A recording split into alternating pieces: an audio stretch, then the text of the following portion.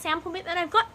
And I'm going to be using Rit Dye Purple and Rit Dye Pink. They're both synthetic because obviously I'm dyeing a synthetic dye.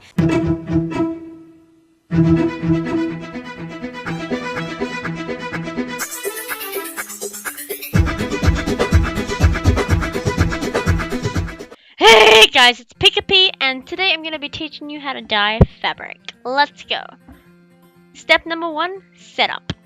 The first thing you want to have is a dye bath, a rinse bath, and a drying rack. Nice! Step number 2 is preparing your dye bath. You want to have the right amount of fabric dye for the right amount of water over the right amount of heat for your fabric. The second step is wetting the fabric you will be dyeing. It's important to make sure the fabric is completely wet before you put it in the bath. It is then important to make sure that you constantly stir the fabric while in the bath to get an even dyeing. Step number 4 is rinsing and drying on this fabric, and then the moment I put it in the water, you can see how different the color is. It's very hard to judge that that part is a lot lighter than that part.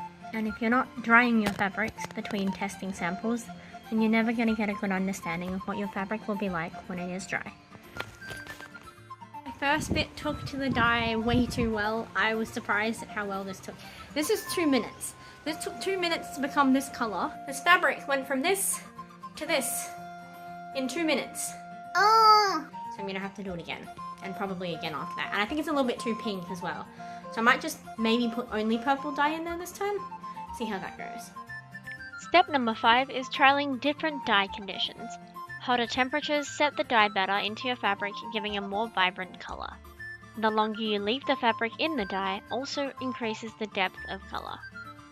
Play around with the concentration of dye, temperature of the dye bath, time the fabric is left in the dye until your sample piece is just right.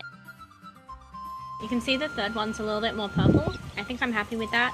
So I'm going to go with that dye lot for the costume. Yeah. Step number 7 is repeating all of these steps with your actual piece of fabric. Don't be afraid if your dye doesn't come out perfect the first time you do it. Even if you trial lots of times, you're probably not going to get it just right, because dyeing fabric is like this magical art that no one really understands. And heck, I don't even understand most of the time. You know, I've been in the fabric area for a very long time, and I'm just kind of trying to fill this bit of blank audio that I don't really have any audio for. So, wow, yeah, look at that breeze blowing my fabric everywhere. Shh, shut up, Haley. Troubleshooting and tips.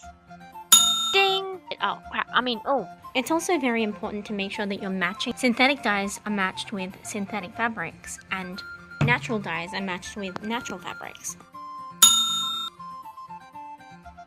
Another tip, if dyeing multiple batches of colour, bearing in mind that your water bath may actually change colour depending on how much dye you are using.